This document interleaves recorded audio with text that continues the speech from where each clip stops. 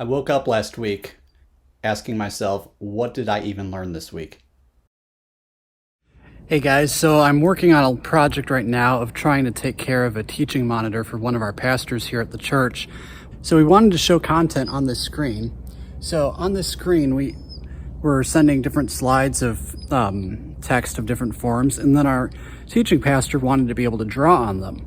Well, in attempting to do so, the interface that was there is very clunky, and I'm going to show you in just a second how that looked and then what we're doing to solve that problem in a whole new way. Stay tuned. So I've got this turning on right now. The original way we had done this was we sent slides to there, and then this monitor itself had a touch interface that overlaid on top of everything that you'll see in just a couple minutes once everything's loaded up.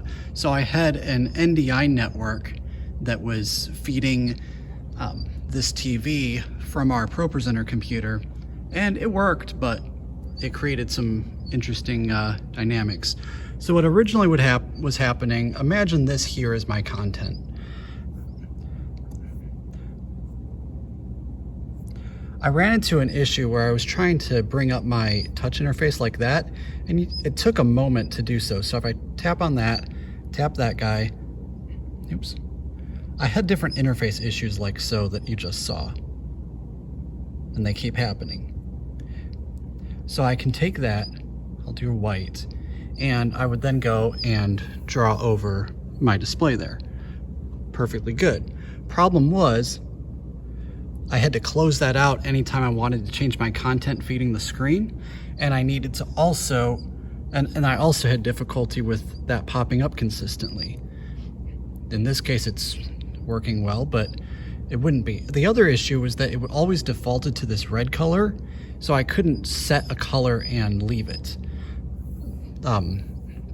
So if I set that like there, I then close my menu so that I can change my text. Everything goes away, but that creates some other difficulties, as you can see.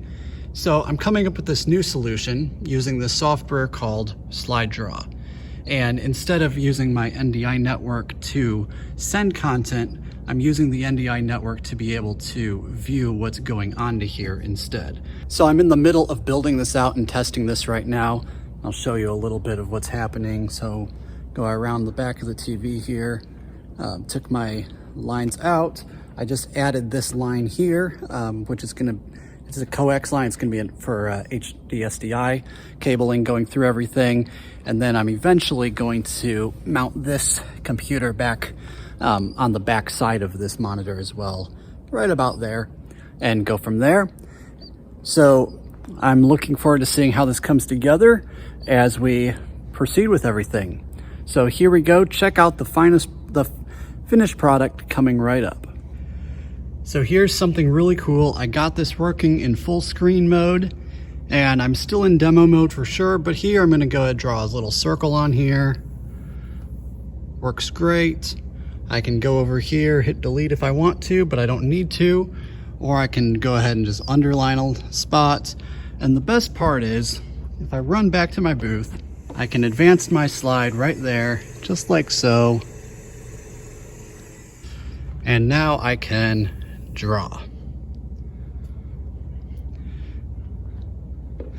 Now I know you're wondering about the mouse showing right there. Well, there's a beautiful option for that as well. And that is, if I hit Command B, that blanks it, and I can still draw just like anything else. I then go and hit next, takes it away, pulls up.